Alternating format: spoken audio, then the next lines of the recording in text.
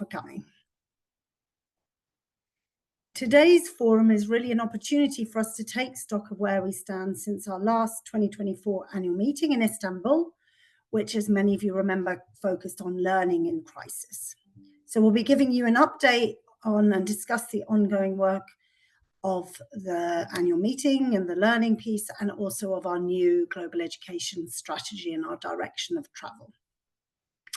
At last year's annual meeting, we had identified 16 collective actions to enhance our support for children's learning in emergencies and protracted crises. And then we established the GEC Learning Task Team, bringing together partners and cluster coordinators to accelerate 3 core collective actions that needed really additional and renewed momentum. Of course, what we didn't know was that this work would be taking place against the backdrop of seismic changes, with unprecedented funding cuts and a reshaping of the humanitarian landscape.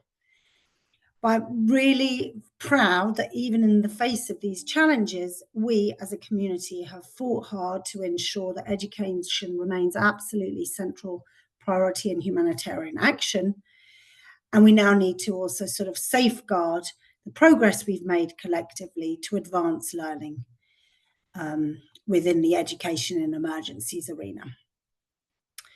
Children's learning in crisis remains as relevant today as it was a year ago, and perhaps even more so given the rising instability we see in the world. So, before we kick off today's events, I'd like to take a moment to go over some important housekeeping points. Please keep your microphone muted when you're not speaking. You can engage with presenters and each other by typing your questions or comments in the Q&A feature, or using the raise hand feature on Zoom to ask for the floor. And the meeting will be recorded. So now we're going to go on to the next section in terms of presentations. In the first segment, we'll hear from the GEC Learning Task Team, which includes cluster coordinators as well as partners, who'll reflect on the progress and challenges on delivering on these collective actions. And we will have space for a question and answer section after the interventions. So please use the Q&A box or the raise hand feature to pose your questions. In the second segment, we'll provide an update on the GEC strategy development process. And with that, I shall hand over to Fritz. Thank you very much, Michelle. Hello, colleagues. We are facing a global learning crisis, and this crisis is not getting better in the context of acute aid cuts and with a shrinking sector. I'm sharing 2 statistics to get a clearer picture. First of all, just over half of children in low and middle income countries cannot read and understand a simple story by the end of primary school. And when we look at the situation of crisis-affected children, only 17% of them achieve minimum reading proficiency by the end of primary school, which means that a staggering 83% of them do not. These are not good outcomes for children, and they will have consequences for financial poverty, instability, and inequality. A year ago, we gathered at the GEC annual partners meeting in Istanbul to discuss how children affected by crisis were and weren't learning, even when they were accessing education. We have developed an ambitious agenda of collective actions, which we embarked on in 2025, while things in our sector continued to deteriorate. We have put together a learning task team with key partners and cluster coordinators to look at children's cognitive learning, social and emotional learning, and life-saving learning in crisis contexts. The learning task team consists of 3 groups, as Michelle has mentioned, and today you will hear from all 3 of them. First, the Learning from Day One group has been looking at how to address learning poverty from the first days after a rapid onset crisis. Second, the Learning Assessment Group has been looking at the role of clusters in supporting the measurement of learning outcomes in emergency contexts. And third, the peer-to-peer group has been looking at how we can leverage partnerships to learn from each other within clusters when resources are tight or non-existing. So together we have been doing good work, meeting, discussing, drafting practical approaches, hosting webinars, and more.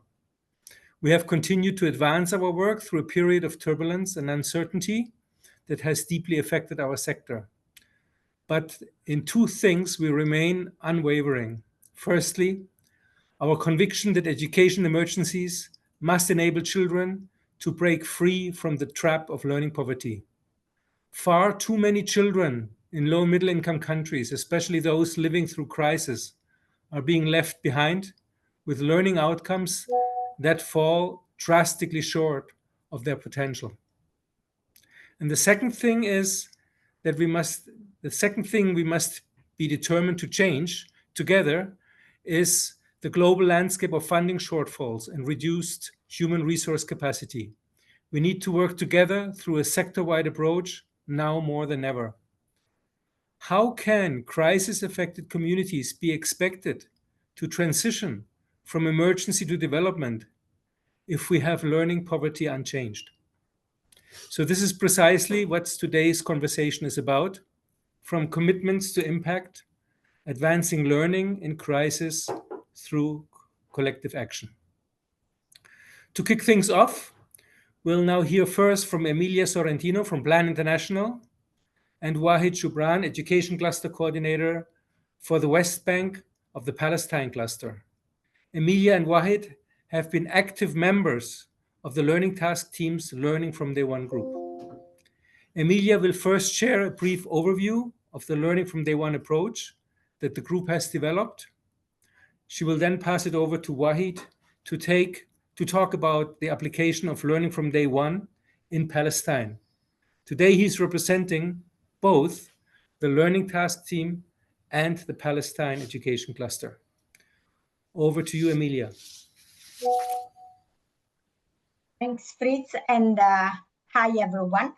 So, as Fritz said, I will give a brief overview of the Learning from Day One approach and also what the next steps will be.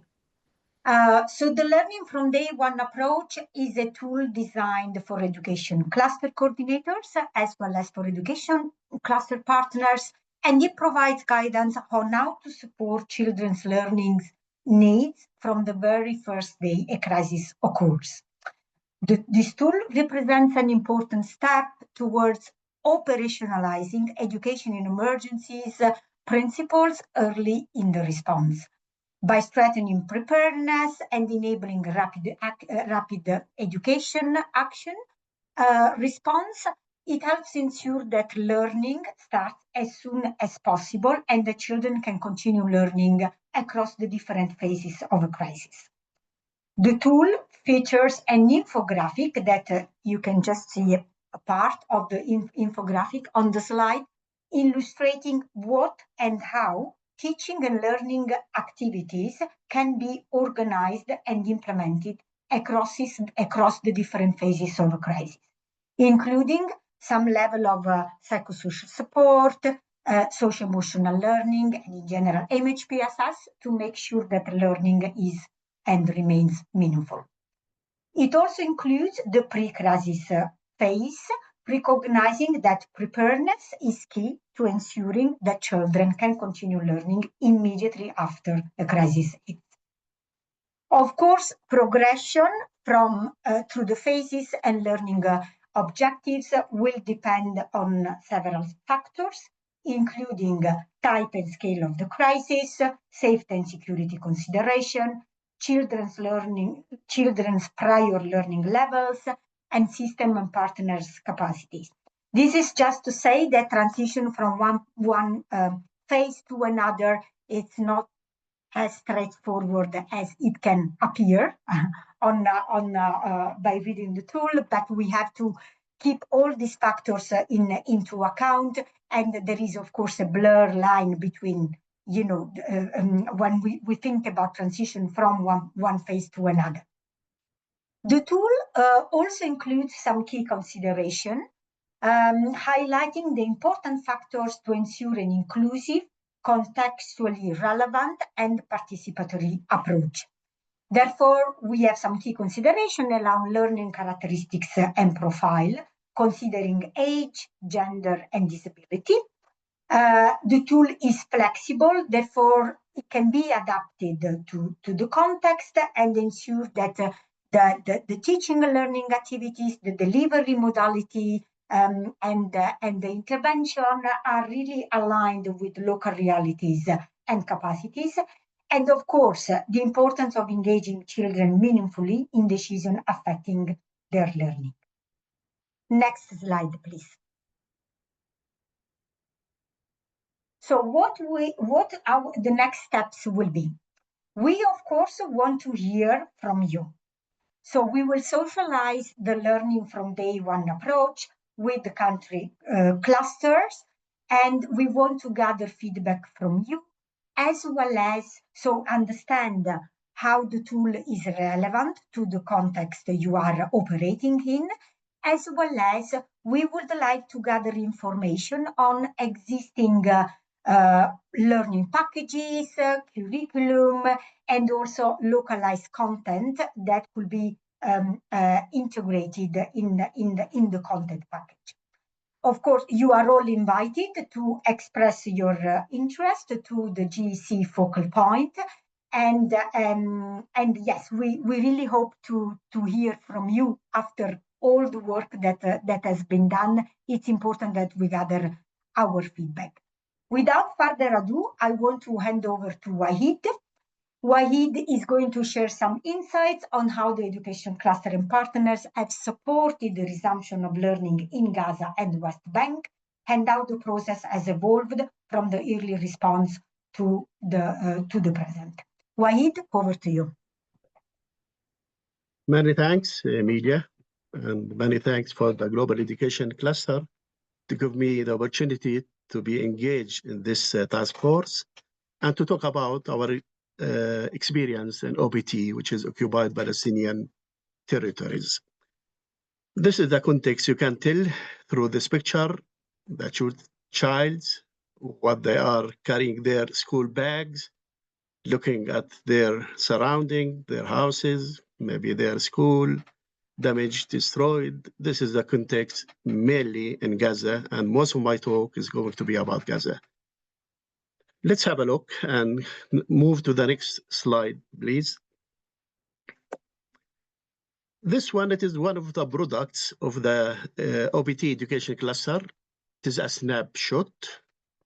Before talking about figures, in the academic school year 2025-26, the children, the teachers, and all the school staff, they entered a school year marked by immense challenges, ongoing recovery efforts.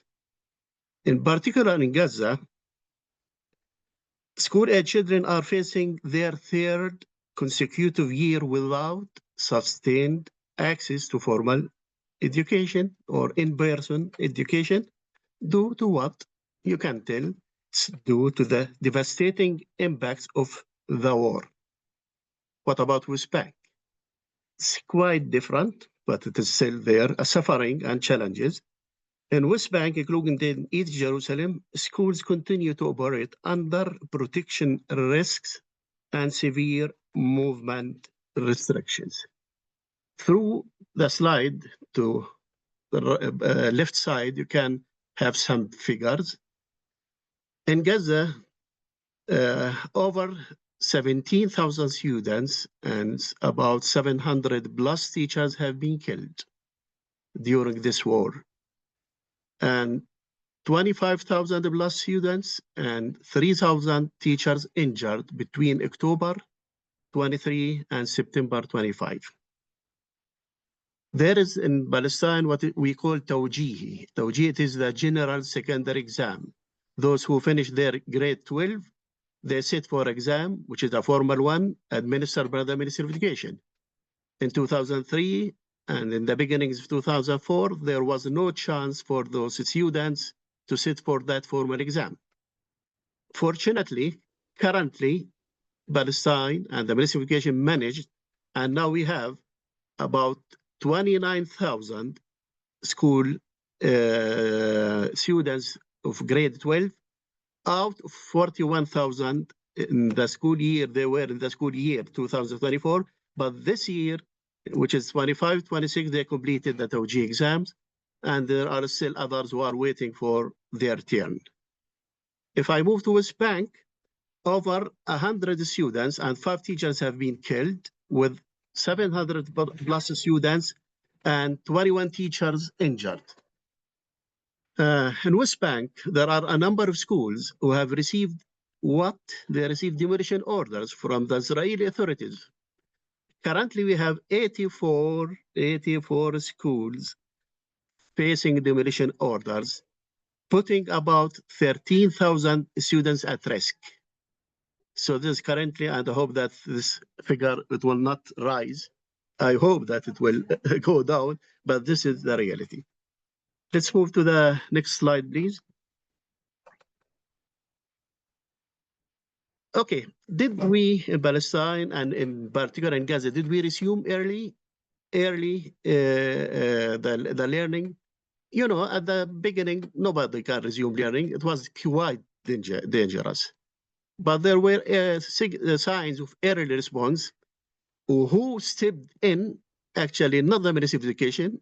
I think in your experience, you can tell that the Ministry of Education still it was so very process. It needs some time until it's prepared itself. So the local people who are on the ground, they were the first to respond.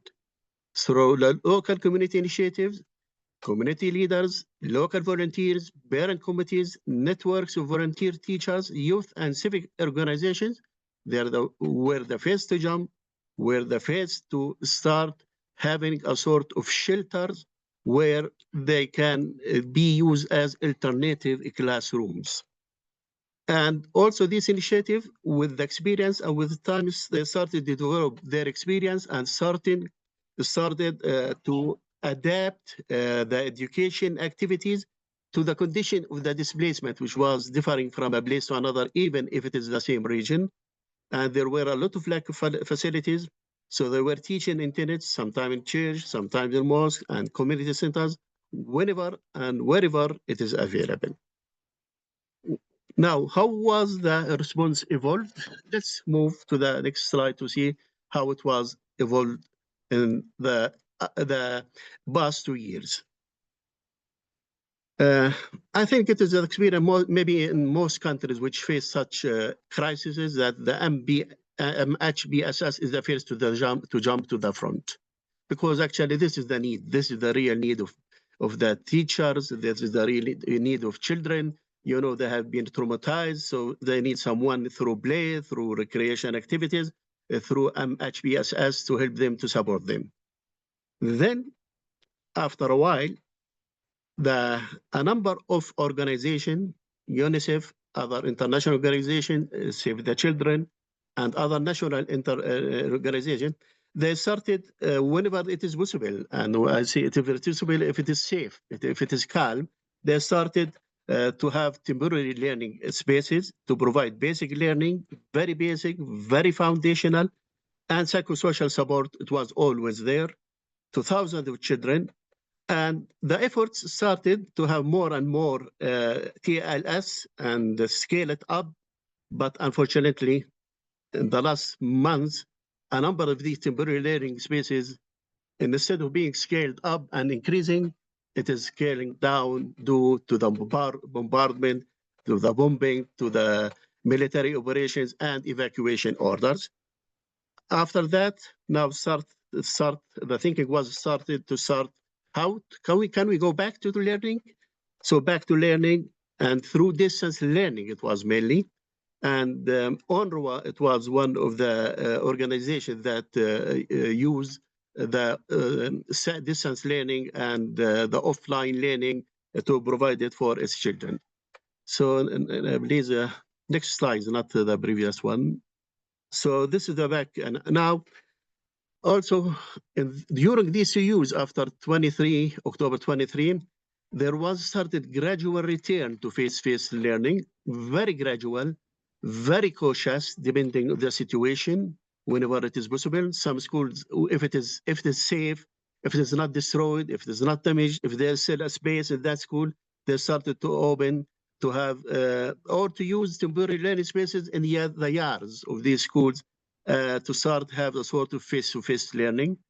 And many times it is also in the heart, the psychosocial support, but not like the beginning when it was almost standalone, but now it is integrated in the teaching and learning. And now, actually, it is one of the initiatives of INI that we have now last year and still going on a little bit, the educational acceleration program, where 2 years to put it in 1 year. And actually, West Bank here was supporting Gaza. How? That the students were from Gaza, the teachers were from West Bank, and through the virtual classes, there was educational acceleration programs to have the sort through this accelerated program, a sort of catch up. Now, the next slide, please.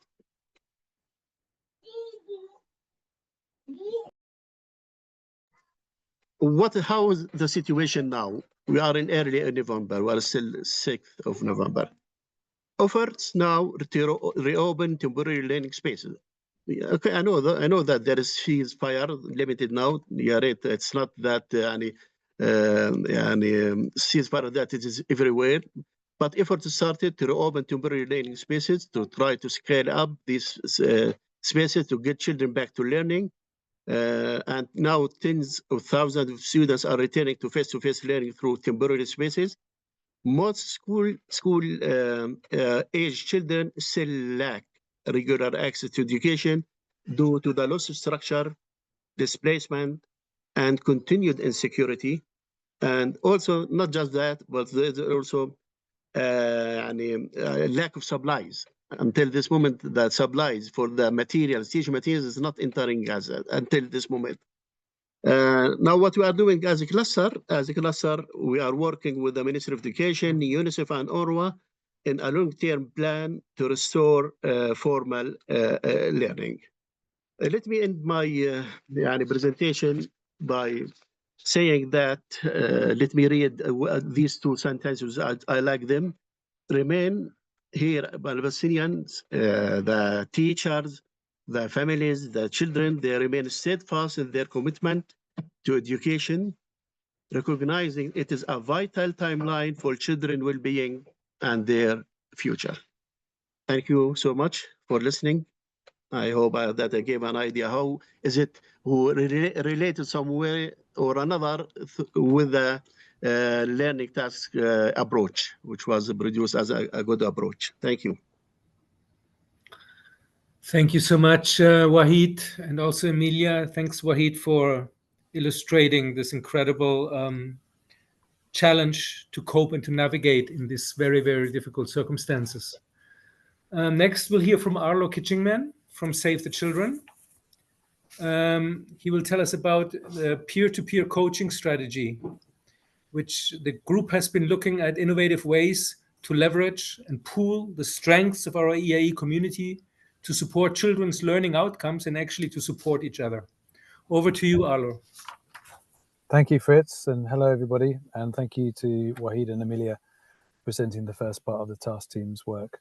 So I'm going to focus on this sub-task team piece, which is the peer-to-peer capacity strengthening approach. It was originally called peer-to-peer learning, but to separate it from the learning, learning from day one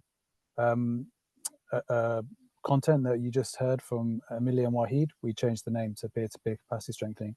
And this was identified in last year's annual meeting as a priority collective action in recognition of the potential of peer-to-peer learning to support capacity strengthening of cluster members, either at the national or sub-national level, with a focus on supporting improvements in learning outcomes. But as we've worked through this, it's an approach which can be used to identify and collectively address any technical capacity strengthening needs. So why are we focusing on this? Well, partly because, as I said, it was identified as a priority area last year. It also makes sense because there's often a lot of technical expertise and experience which resides with coordination group members, which is not effectively identified or shared. So there's a lot of potential there. It's important because peer-to-peer capacity strengthening promotes a harmonized approach, which obviously is a key objective of any coordination mechanism. And also because, as Fritz mentioned in his opening statement, in this resource-reduced environment in which we're now finding ourselves, we need to look at this other ways of accessing that technical support that's unfortunately dwindling at various levels. So I'm going to talk you through the model which we have identified could work to contribute to collective capacity strengthening, and then talk to you about two specific areas where we progressed most on. So on screen now, we've developed a sort of a step-by-step process for doing peer-to-peer capacity strengthening at the coordination group level. And to make this fun, I'll let you decide whether it is or not at the end. I'm going to ask you to contribute. We don't have much time. So in the chat box, I'm going to ask you to put in the chat box what you think will be the first step. In fact, I'm going to reveal the first step just to get you going, and then ask you to drop in what you think will be the next step. So the first step is we are using for this approach, we've identified the INE competency framework, professional development competency framework, to be the sector-wide framework, which hopefully you're familiar with, as a foundation for this process and the tool, which I'll talk about in a minute. And the first part of this is to set up a capacity strengthening task team at the cluster level or the coordination group level. This could be led by the cluster coordinator if they have capacity, but again, recognizing that there's a lot of double hatting that's going to be happening and capacity is limited. This could be a task team that's led by a coordination group member. So leading this process, they would first work with the members of the coordination group to identify which competencies from the INE competency framework do we need to focus on in order to achieve our strategic objectives in our plan or our humanitarian response plan. What do you think comes next? Once you've collectively agreed those competencies that you want to focus on as a collective, i.e., they're the main capacity gaps in your working group. Any ideas what would come next, i.e., step 2 in this diagram? Please put it in the chat box. Thank you.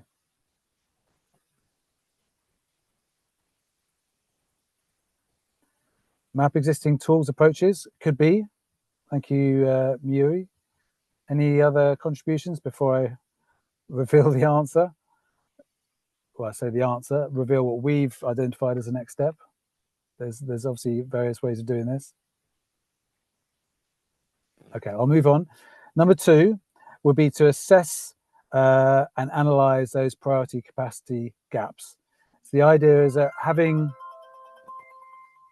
identified those capacity gaps, you then collectively do an assessment, and that's one of the tools that I'll be talking to you about in a moment.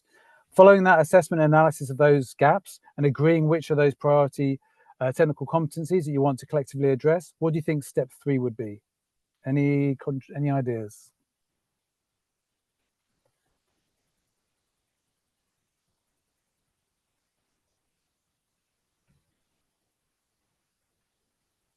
You make a plan. Thank you, Marco. Could you reveal number 3, please? So identify a capacity strengthening source or provider. So having identified those priority gaps, you then look at your cluster, look at the results of the assessment you've done, identify those priority gaps, and then see if there's any from those results, whether there's members of your coordination group that possess those necessary competencies and experience, which they can share with other members of the coordination group, whether it's a cluster or otherwise. So we've got the gaps, we've got where that competency or experience resides. What comes next? Number 4. Any Any ideas?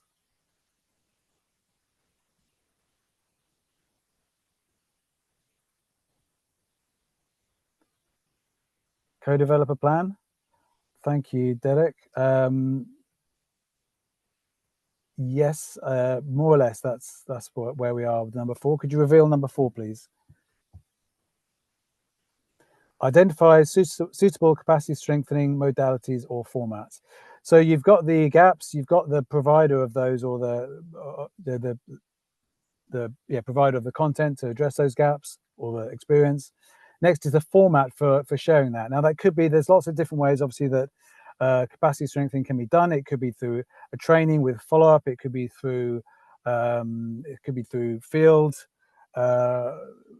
joint field visits together. It could be through one-to-one pairing if there's a particular organization that wants to pair with another to identify a particular area. So yes, that's what we think would be the next logical step. And then following that, moving on to number 5, once you've come up with a format for how you want to share that capacity or share those skills, what would you do next? Thank you, Diane, for helping members cheat. Implements, yes. So number 5, please.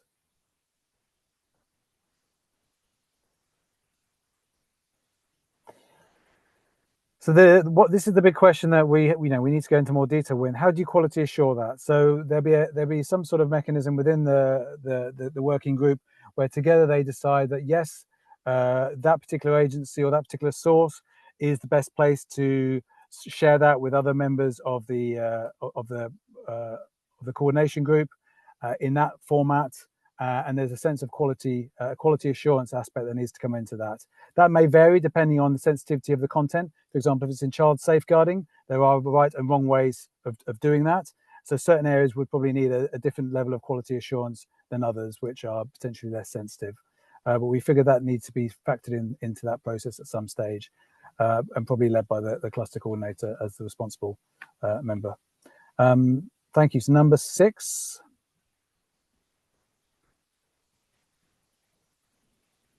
And let me emphasize, this is really around members, or as in agencies, who are part of the coordination group in order to support the technical capacity of the collective to achieve the humanitarian response plan, which ideally would improve, obviously, a focus on improving children's learning. So number 6, please, if we could reveal that. Deliver, and then this is the actual implementation. So delivering the capacity strengthening opportunity using the modality that's been agreed, the focus area that's been agreed, with a provider that's been agreed to address the gap that was initially assessed and analysed. And then finally, as is often the case with these cyclical diagrams, it's around the meal. It's around the monitoring and learning. So if you could reveal number 7, please. The monitoring and learning around that, and looking at how we can improve that process, whether that process works, and how it could be improved for next time. Recognizing that this could be used for multiple competency gaps, prioritized, and it could be done iteratively when that capacity strengthening working group decided they needed to do that again. Now we focused in on, thank you for joining in on that. I hope you had as much fun as I thought you would. And if we can move on to the next section, or the next slide, sorry. So thank you. Sorry, thank you. Nearly finished, Fritz. Sorry, 1 minute. Yeah. Sorry. The progress made against this. Other than coming up with this, we're working now on a tool in which cluster coordinators or the task team members can use to quickly assess those competency gaps in their membership. We're working with an IM who's got a good experience of using Kobo, and we're using Power BI, and we're at the moment in that sort of early stages of a prototype tool, which we hope to be able to share and test soon with participating cluster coordinators. So they can test that tool and see if they can get a quick snapshot of those gaps in their gaps and relative strengths of the technical areas of their members. So that's where we are with that, and you'll hear more from us once that's more progressed. Thank you very much for your time. Back to you, Fritz. Thank you, Arlo. Drawing from each other's strengths, certainly a worthwhile concept in these times. Now we will hear from Jennifer Roberts from UNICEF. She will update us on the work of the Learning Assessment Group. Jennifer, over to you. Thank you so much, everybody. I'm just going to provide a very, very quick overview of what the Learning Assessment team. So as Fritz said, there are 3 teams, and the third one here has focused on learning assessment. And we decided that looking at and building on the work that was done by the Learning from Day One group, we would focus on sharing information with cluster coordinators, not just on the importance of learning assessment in emergencies, but the different types of tools that exist and where and when it is appropriate to use these. And it was not designed as a primer on conducting a learning assessment. We've got a huge number of resources available already in the sector on that, including the recent toolkit issued by Education Cannot Wait. Instead, this was the idea behind these capacity building webinars was that it would enable cluster coordinators to be able to engage with partners involved in learning assessment, and noting that this is often a government competence, looking at how cluster coordinators can ensure that crisis-affected populations have access to important learning assessment events like the grade 12 exams that Wahid mentioned, but also how to work with partners and ensure that there is coordination and not duplication when organizations do engage in conducting learning assessments. So the two webinars were set up. The first has already taken place, and we had great participation. The second will focus mainly on holistic assessments and the inclusion of social and emotional learning, as well as programmatic focused learning assessments. So I'm going to stop there because I'm sure that everybody would rather engage in the discussion. Thank you, and back to you, Fritz. Thank you. And I would like to add as a side note that while we were preparing those webinars on assessing learning in emergencies, we actually encountered a critical gap. There's almost no guidance on how to measure whether vulnerable children in crisis settings acquire the self-protection skills they need to stay safe. So this is not just an academic issue, it is a funding challenge, because we are already struggling to secure emergency resources, and our efforts are very often overshadowed by other life-saving sectors.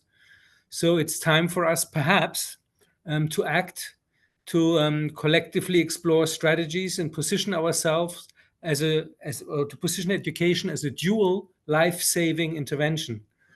Not only because access to schools and learning helps to save lives, but because schools can and should be leveraged to teach essential safety skills that protect children.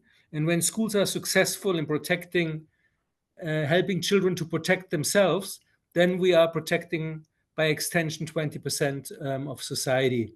So partners have begun to work on this, and it's an area that could hold a lot of promise for a not so easy future.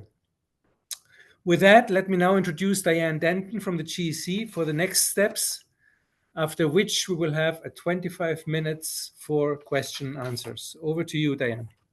Thank you, Fritz, and hello, everyone. Big thanks to the Learning Task Team for those presentations.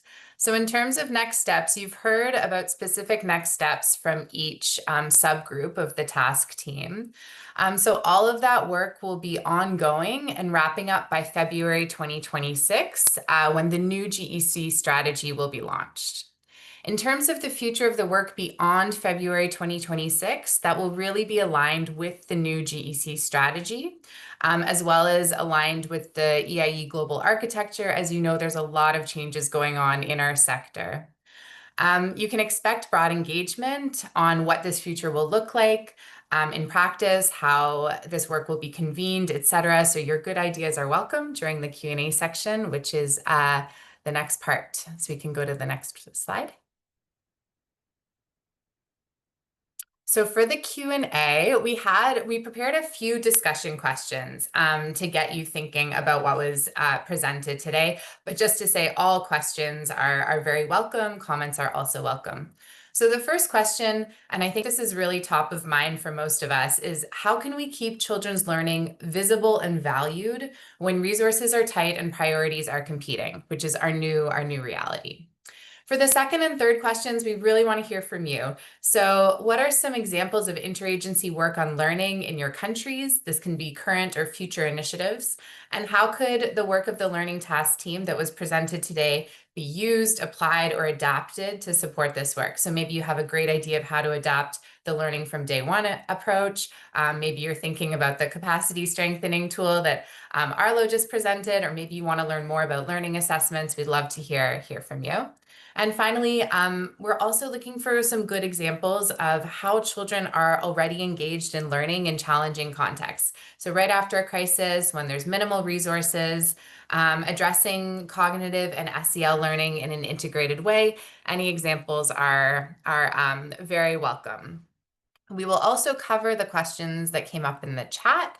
But to kick us off, I'd like to invite Julianne Vipond from the Somalia Education Cluster to talk about question number 2. She has a great example to kick off the discussion, and then we'll open it to the floor. So over to you, Julianne. Thanks very much, Diane. Just checking that you can hear me okay. Great, fantastic. So good morning, good afternoon, colleagues. Really lovely to be with you, and it's been wonderful to hear all of the examples that have come through. So to speak very, very briefly about what we're doing in Somalia, which is a piece of work on learning that has very much an interagency component to it, which we're working on through the Education Cannot Wait multi-year resilience program. As a little bit of background, in Somalia, 63% of children are out of school. Of the children who are in school, they average 1.9 years of schooling. So not only do we need to do everything that we can to improve access to get children into classrooms, but we need to make sure that for the children who are accessing learning, that we make the best use of the 1.9 years on average that they have, and that fundamentally children are acquiring the skills that are going to be critical for them to survive and to thrive. So in this particular context, thinking beyond the skills that children need for education progression or even for employment, but the skills that children need for life, for living, for well-being. So what we're starting with in this piece of work is an education demand survey. So really trying to understand the skills that children themselves value, that they feel they need in their lives, and then connecting that to the skills that teachers think are important, connecting on this question with parents, with community leaders, with employers, and so on. So that's really the starting point. And the intention here is to reframe a little bit what we mean about learning, what we mean by learning. And again, rather than thinking of this as a staged progression only through education as very much an academic exercise. Then we're going to be creating sequence learning benchmarks. So thinking about those critical 2 years on average that children have in schooling, and then working through creating sequence benchmarks at 6, 12, 18, and 24 months, looking at literacy, numeracy, and social emotional learning. And we'll be aligning this with the accelerated basic education curriculum, which is a formal curriculum, but it's the primary curriculum that's actually used in the non-formal education spaces in Somalia. And then from here, once we've determined the specific skills that children need to learn and in what kind of sequencing so that we have the scaffolding, from here we will develop a teacher competency framework, so that we also can understand what competencies teachers will need to have to deliver on those particular skills. And then we'll be training teachers on the specific concepts. And just to note here that it's critical that this component is tailored to a low resource context in which, for example, we have very few textbooks available. So there's not the opportunity for teachers to teach directly from a textbook. In most cases, teachers have to be familiar with the concepts and have to be able to teach off of script, essentially. And then from there, we'll move into the assessment component. So we will be developing a child-friendly, tailored assessment based on these specific skills that we've identified and the specific benchmarks that we've identified. And then we'll close that loop by coming back to teachers and children as we start to be able to measure the acquisition of skills. But again, really just to stress that this is not an academic exercise. And perhaps just on that, I had a question for the learning task team and really for colleagues in general. So perhaps since I have the mic, I'll just tack that on as well. It seems to me that as we come into these discussions on learning, we start from the premise that learning is inherently a good, and that there's a problem for sure that children are not learning. But I think we do ourselves a disservice by not articulating why learning is important. And to me, this gets very confused in the conversation because on the one hand, we speak about education as a right, which means it's inherently good in of itself. And then on the other hand, we speak about the instrumental goods, what education leads to. It leads to employment. Children can't be left behind. Children need to be participating in society. And I think in that conversation, we're missing out the rights-based approach. And really what it means that there's something inherent in education that is integral to the human experience, and that it's critical that we're ensuring that children in the most difficult circumstances are able to access that experience and to thrive. And I think if we include that framing, it really turns on a dime what we mean by assessment as well. That we're not just, I'm worried that we too as a community of practice are leaning a little bit too much into this idea that we're assessing learning because children need skills, because they need to work, they need to earn, this is related to economic development.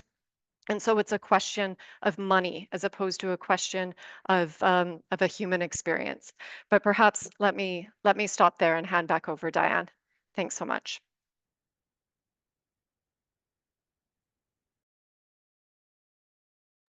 I'm sorry, I was on mute.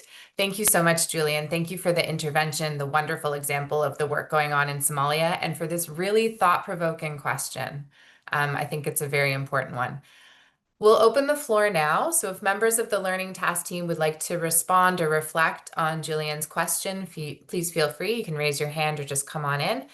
And if members of partners on the line, anyone on the line would like to ask a question, you can do so in the chat or raise your hand and come off mute. The floor is open. We have about 10-15 minutes for this discussion.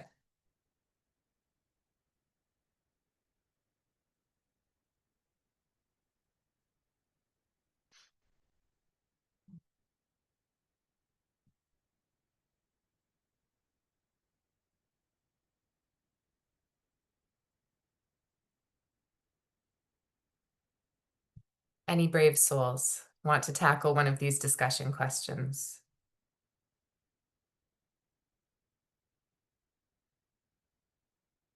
Ariel, yeah. Thank you very much.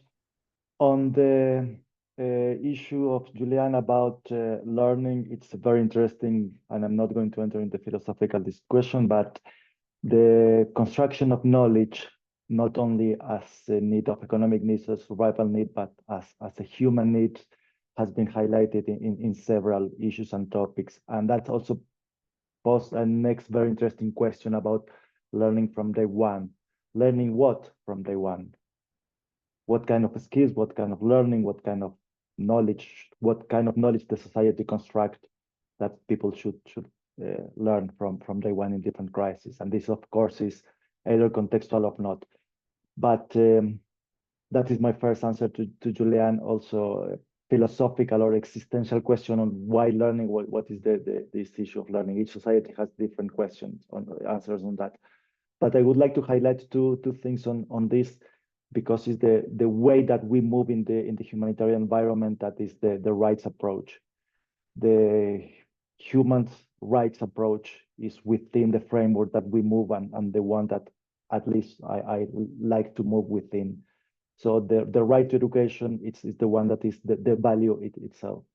From a more practical perspective, I would say that a lot of Ministry of Education, a lot of societies or non-formal education are thinking on how to move forward and what children and youth need to learn, both from non-formal and formal perspectives.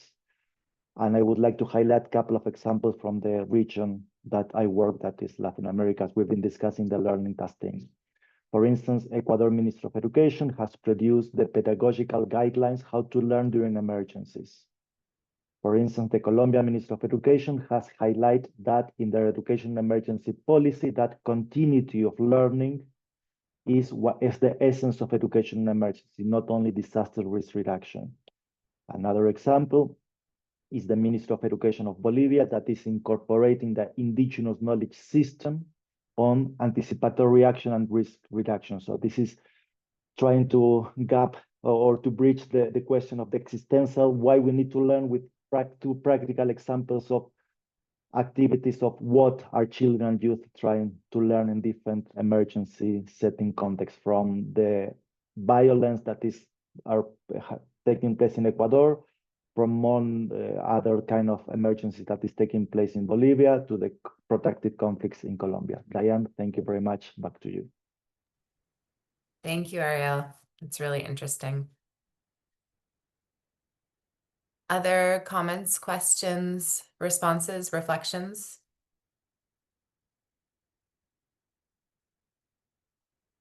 We had a few things in the chat. Not sure if everybody's following the chat, but there is a suggestion from Hoda regarding the work of the peer-to-peer capacity strengthening subgroup around using an approved roster to bring together steps 3, 4, and 5 of the capacity strengthening sequence.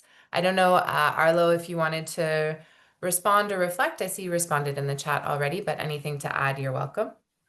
No, I think it's a good point. I probably didn't emphasize this in that model or proposed model, which, just highlighting that, obviously, or emphasizing that, there's lots of different ways it can be done. This was just one particular step-by-step process, and in reality would probably happen lots simultaneously. One thing that's not in there is, I mean, this is really focusing on drawing on that knowledge and experience that resides within your coordination group, looking at local first, and then where that doesn't exist, then looking at the resources that exist externally to the group, which could be drawn on. It could be online stuff, content, it could be other training providers, it could be agencies that reside at the regional level or even global that are able to support that. But it's about starting local first, and then going beyond that if that doesn't if that doesn't exist at that level. And that could be a roster, and that could be part of the solution for sure. I think there's lots of, and identifying those solutions is really where that collective work comes in together. So rather than it being a supply-led sort of capacity strengthening offer, it's very much demand-led. So the priorities identified at that level, and then the solutions or the what suits the members best is also identified at that level, and then, like I say, going externally beyond that if necessary. Thank you. Thanks, Arlo. Other comments or questions? The chat is fairly active, which is wonderful. Hoda, I'm not sure if you would like to come off mute to speak to some of your wonderful comments in the chat. You're very welcome if so. If not, no problem. Thank you so much. I know this is the forum for cluster colleagues, so I try not to take the time, but very quickly, I just put a reference on Mahatma Gandhi Institute for UNESCO, which is specifically working on socio-emotional learning within different contexts. We have brought specific tools for literacy classes in Afghanistan. We also brought it on board for university students in Dhaka, Bangladesh, after the social transformation. Of course, there was a huge gap, and it was also very much linked to the disengagement from learning for university students, but then we also brought the learning from that process into parents and caregivers, just to say that this socio-emotional learning, in addition to the cognitive component, is also very much linked to the parents, to the caregivers, to the teachers. In the presentation by colleague, it was also very well captured. So just sharing some experiences around that, and the institute is also very well placed to look into, if you're defining a project, to look into the proposals or the tools and methodologies and support from a very technical perspective. But thank you so much. All the presentations are extremely interesting. And of course, I have taken a lot of note to get back to our colleagues in the field regarding the learning from day one, which is also extremely relevant and interesting. Thank you again. Over to you. Thank you, Hoda. Thank you for sharing that. That's really interesting. Miri, over to you. Yeah, thank you. I was just reflecting on, apologies, the colleague from the Somalia cluster is Julia. Yes, Julia?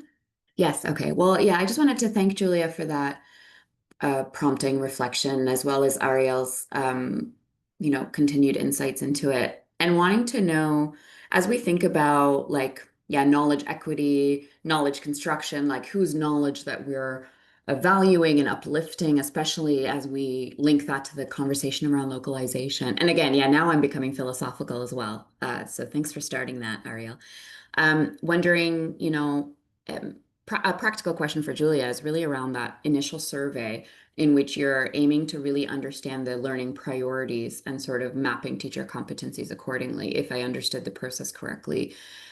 Just curious to learn a little bit more, and it's okay if this isn't the right space for that, but like what that looks like, and how is this a practice we can learn from in terms of asking children, asking communities, which types of knowledge, which types of learning are you prioritizing, and how can we enable that? And how does that then live in tension and in alignment with then, of course, what we know as sort of global educational priorities and the opportunities for certification and the ability of a child to move through this world in the power structures that be. So it's really just more of a just like another question about how we hold these realities, like helping support a child learn for the world as is, while simultaneously ensuring that they're able to kind of break it down and build a better one at the same time. So, and then a much easier, well, maybe not easier, but a much more succinct question would just be on that piece, on that identified gap around measurement of life-saving learning. Just would be great, any timeline on that work or like next steps, because I think that is a really critical gap, and as more and more of us in EIE are ensuring that that's a core fundamental part of the EIE offer, will be really good to have any updates on measurement best practices. Thanks. Thank you so much. Any reflections on the first question? Julianne, I don't know if you want to come in, or others, you're also welcome. I see this is a really interesting comment from Hend in the chat. Hend, if you would like to come off mute, you're very welcome. Yes, can you No hear pressure me? though. Yes, I can. Thank you so much. This is Hind Abia from Yemen, and I would like to have an answer to the first question. Or it's a kind of reflection, because we still have that kind of multi-level complexity in the Yemeni context in terms of learning and responding to the psychosocial support requirements for the children, especially when we are talking with IDPs or even returnees.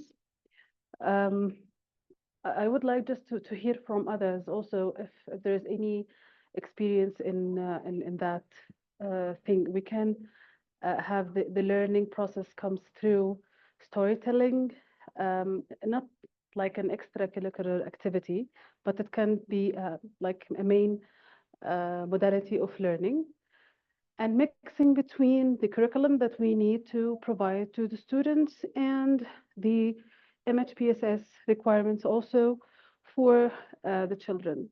And I think that also goes with Gaza children, so this can be beneficial for both. That's it from my side. Thanks. Thank you so much. We have about 2 minutes left in the Q&A section of the Partners Forum. I just put in the chat. I'll respond quickly to Mary's question about the life-saving learning. So that work is being done by Save the Children, and several other partners are actively involved in a reference group along with several donors. And the timeline is to have a tool. I believe the tool will be piloted and there will be a webinar planned in February. So it's coming up fairly quickly, sort of three months or so. There'll be an update on that. Any final interventions? We probably have time for one last comment or question if anyone would like to take the mic. If not, we'll move on.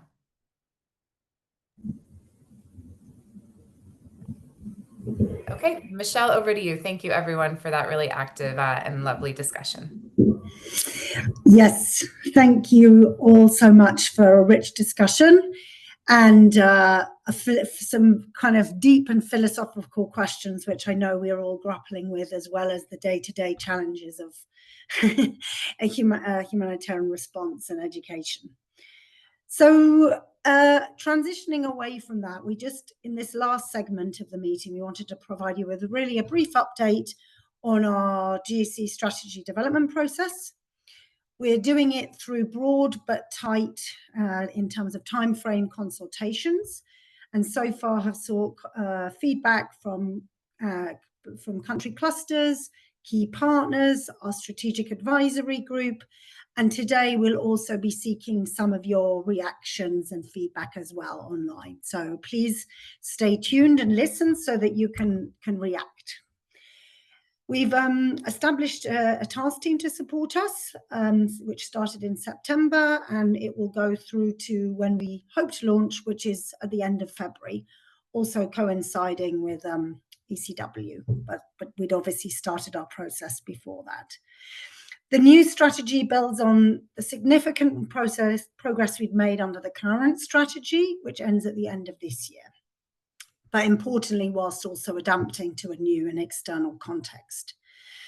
So just thinking about that strong foundation and what we're building on, as many of you probably recall, the current strategy has 4 main objectives: one on strengthening coordination capacity, one on advancing quality education, contributing to resilient education systems, and then advocating for the prioritization of education. Absolutely central to our strategy and driving it has been the idea of collective actions. Those are activities, initiatives done collaboratively between 2 or more partners with the GEC team, country clusters, to achieve greater impact. So the learning task team is one good example of a collective action.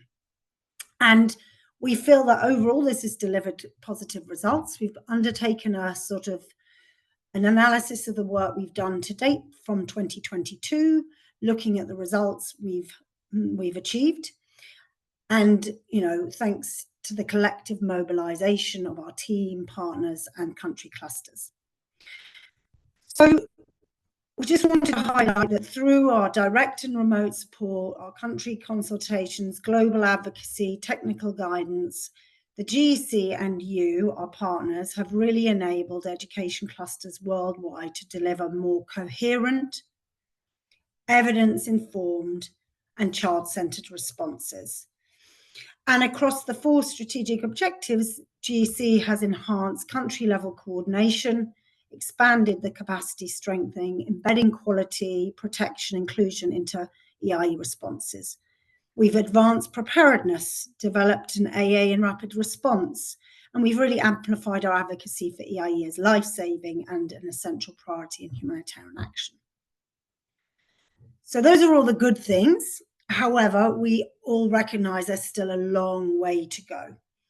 And while we do need to build on these results moving forward, we also have to adapt to the currently rapidly changing context. which Fritz will now speak to.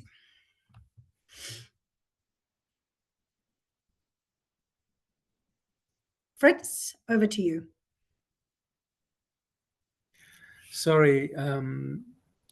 Yes, there are indeed a number of factors which will shape the next strategy. As you can see on the slide, first of all, humanitarian needs are at record highs, but the funding has been slashed up to 1/3. And that means the system is even more overstretched now, more underfunded, and we have new political pressures and attacks on humanitarian principles. The funding crunch, as you know, has led to what Tom Fletcher called hyper-prioritization. We have to focus. There is a need to focus resources on the most life-threatening needs, reducing coverage from 300 million people to less than 100.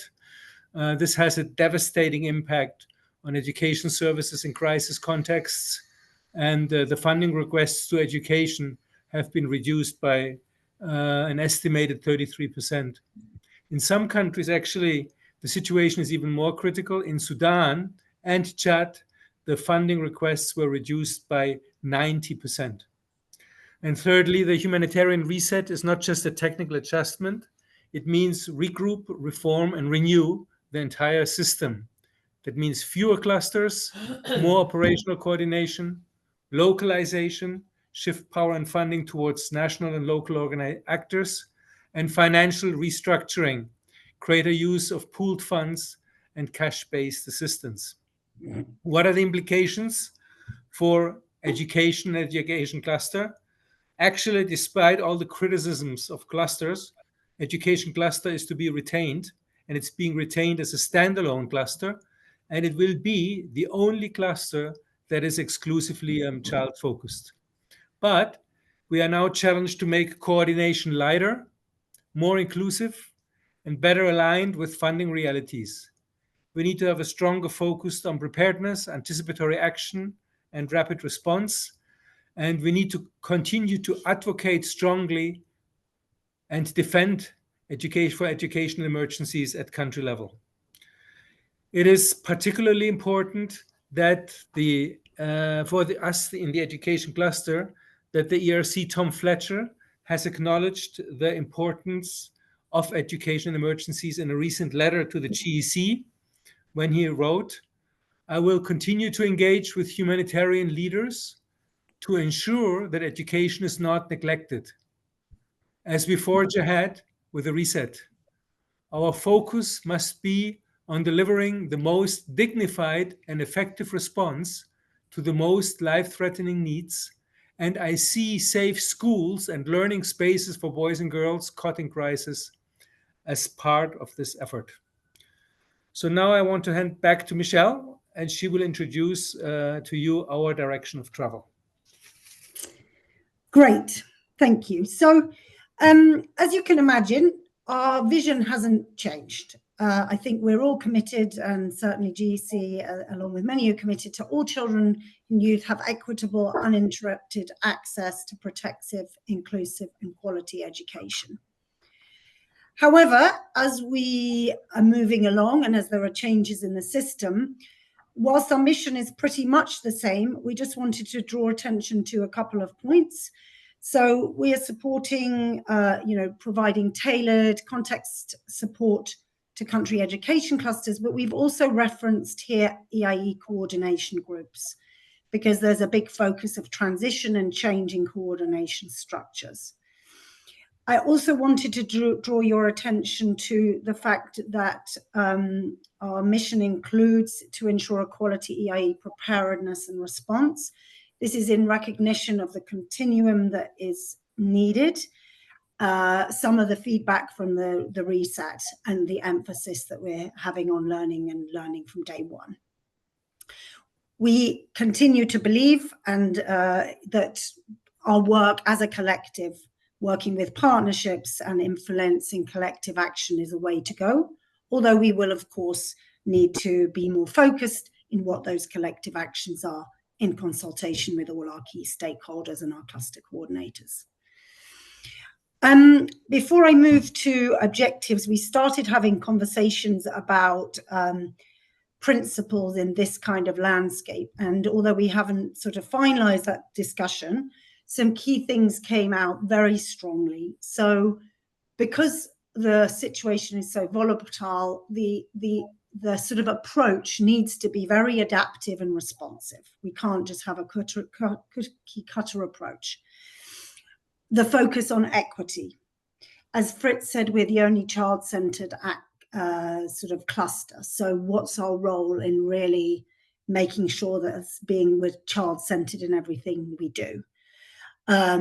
Equitable partnerships, if we think about the role of local and national actors in the future and being connected and connecting. So these are the principles we're still discussing, so have a think about that.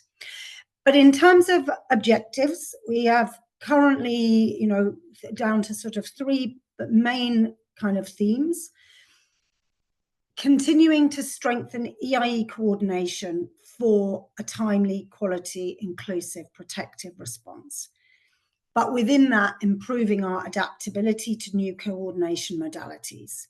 So the emphasis from the team will still very much be on tailored, context-specific, language-focused country support, adapting our capacity strengthening exchange offer to adapt to the new realities, double hatting staff, much more on the evidence to action pathway to make sure that the money we spend is well spent as a collective, and specifically coordination for what?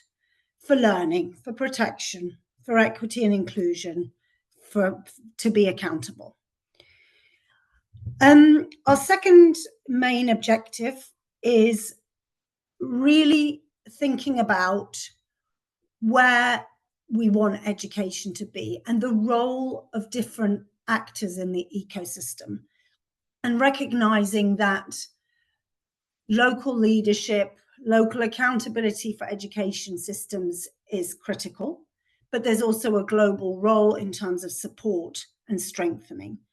So here we would like to strengthen EIE coordination for more resilient education systems. So that's really thinking about both working with governments and local NGOs to make sure that we are able to have a system that can support. That means adaptive ways of working in EIE coordination, really advancing locally led action, ensuring really building on the work that's already been done with other partners and ISEEC on their sort of humanitarian development coherence, recognizing that we need to be more risk informed. And so that I mentioned already the preparedness, AA, rapid response continuum. So making an uplift on that. And then linked to the sort of accountability piece and community-based, area-based coordination, the whole area around community-led approaches, but specifically children, women, and disability-led organization within that, but very specifically also on child participation. And then the third and really final key area is absolutely our advocacy, influencing, and thought leadership for EIE. Really, the main area for us is defending EIE through advocacy at global and national levels, and then elevating EIE in humanitarian reform and financing debates with thought leadership overall as we co-evolve in the EIE ecosystem. So we'll need to look at our data and evidence and how that can influence the conversations at global level, look at the advocacy we do, platforming what happens at global, local level to global level, and hoping to strengthen the voices of local contexts more widely at globally level, influencing the humanitarian coordination processes, funding, in making sure that there's better funding, more of it, it's more joined up, more locally obtained. And then recognizing, as along with all the other debates about UN80 or, donors like ECW and GPE, a sort of a more focused role within the EIE ecosystem and thought leadership within that to be as complementary and smart as possible between all the different actors. So So as I said, the main ideas will be to sort of really strengthen an adaptive coordination model, defend EIE, but all with the idea of having a good quality education and response for the children in crisis. So that was a hugely fast whistle-stop tour through our strategy. But now I think we want you to have your say. So over to Mackenzie. Thanks, Michelle, and hi, everybody. So now you've seen the initial direction that's starting to come together, as Michelle said, based on our track record and taking stock of the work we've done in the cluster over the last years, thinking about our value add and our mandate in the ecosystem. And after having heard from our country clusters, our strategic advisory group, and our cluster lead agencies, on the direction that we need to hone in on moving forward. But now we want to hear from you as our Partners Forum on what you think of this direction and what we have to focus on in this next strategic period to respond to that evolving and critical context that Fritz laid out. So we have 2 questions, and we're going to use Mentimeter to collect your views. Luca has just pasted the link in the chat, so please head over there. And the first question we're asking you is, now that you've seen our direction and priority themes, we want to know the one thing you think must be prioritized in the next global education cluster strategy. You have 1 vote, so think about it and put it in your Menti, please.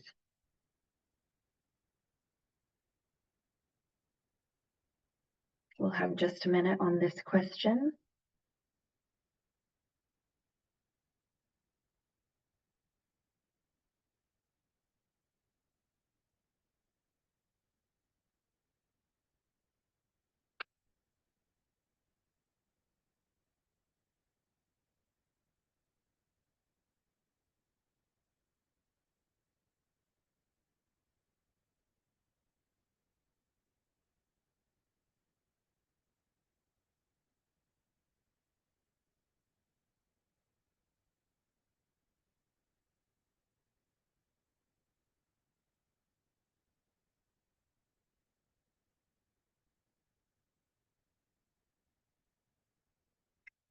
Looks like we have a pretty good number of your top priorities for us. As a second part to this question, we would like to give you 1 vote to another person's priority. So I believe you have the thumbs up at the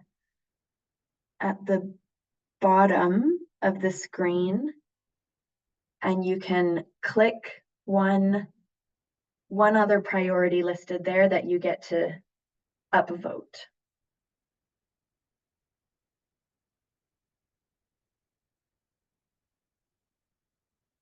And you've got one minute or so to cast your vote before we move on to the next question.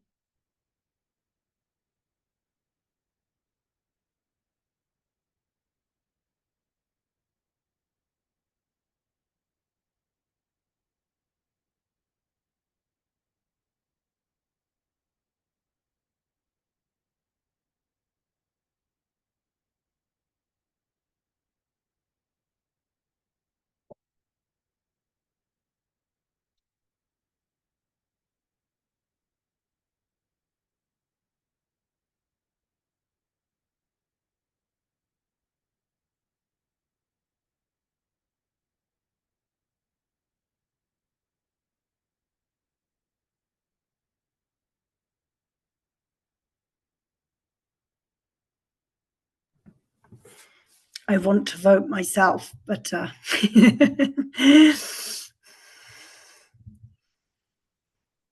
right, we've got 20 votes, so let's see what it's looking like. Okay, quite close actually, 5 and 4s and 3s up here, but transition, a very high priority. The basics of coordination, learning from day one, fantastic. Preparedness AA and rapid response continuum. Enablers of education and child-centered programming are the top ones. Fantastic. I believe maybe the final votes are trickling in, but let us move on to the second question, please.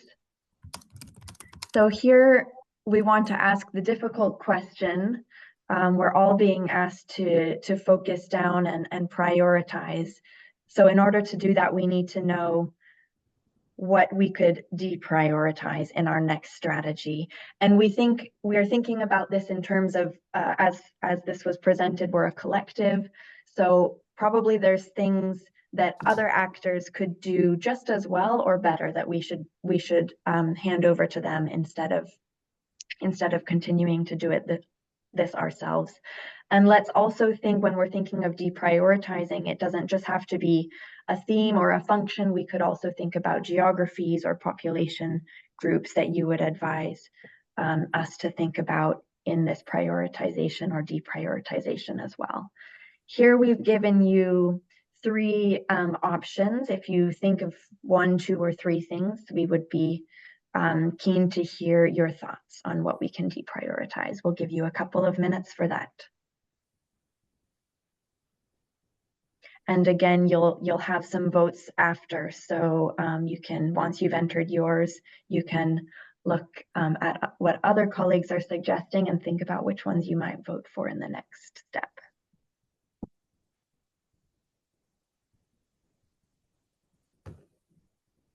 Not so many coming in for this question, I'm afraid.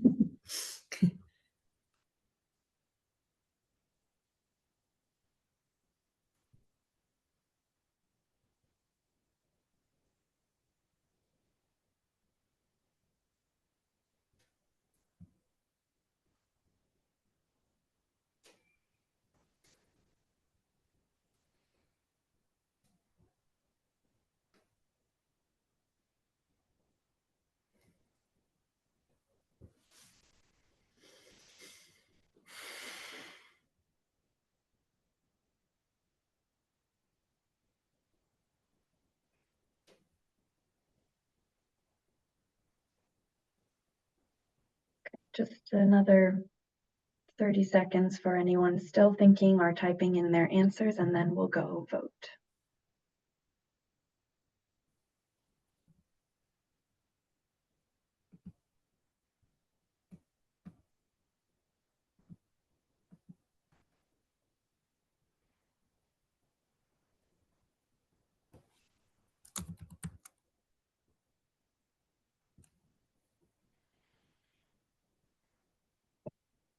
Okay.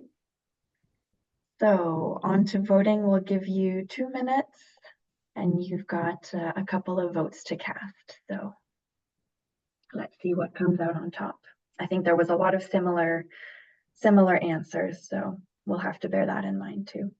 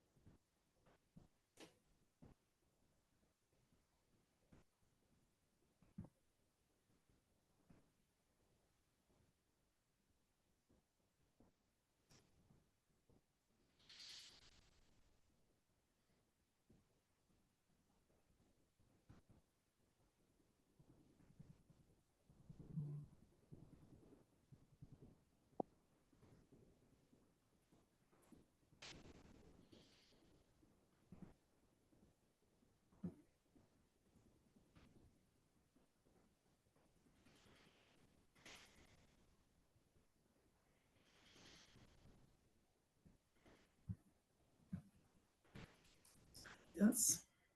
Okay, good. So we're at 20 votes. Thank you all for your votes. Let's see what's coming out on top. Okay, interesting. So thematic and technical guidance with better collaboration with INEE. Perhaps we can streamline our work together on technical areas. Suggestions to deprioritize system strengthening, advocacy, and we should not work in silo as education cluster. Again, reducing the thematic areas and tools. Okay, well, thank you all. We're going to take this feedback on board. It's really helpful to get your perspectives as we're working through the strategy development process with our task team and our GEC team. So we really appreciate your engagement and your feedback at this early point of our strategy development process. Thank you, and back over to you, Michelle. Yes, thanks. That quick round of feedback was really useful, and yeah, it's useful to sort of see where there's strong alignment or not. So really appreciate that. I think we'll all agree that this is a really critical moment for the education emergency sector. So we really need to be smart in our respective roles within it. So just quickly, some next steps. The strategy will be launched by the end of February, so you'll be invited to that, and we'll also be very much looking forward to working with everybody, not just in terms of developing the strategy, but more important, driving and delivering a strategy so that all children can learn and be well and protected in a crisis context. I think today's reflections made it abundantly clear learning is in crisis, but we've also made clear that our collective ways of working and things we can do to ensure that children do not lose out on critical education support and they can keep learning going from day one of crisis. So as well, the Learning Task Team will continue its work supporting country clusters and partners with their frameworks and can share experience so we can all learn from each other.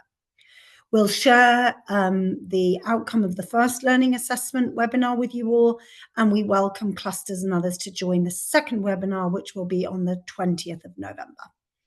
And as I mentioned, we look forward to continuing to partner with you to finalise and drive the strategy as we go forwards.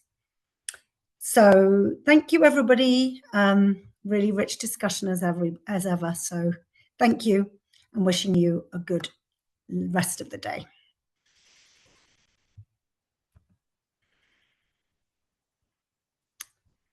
Thank you.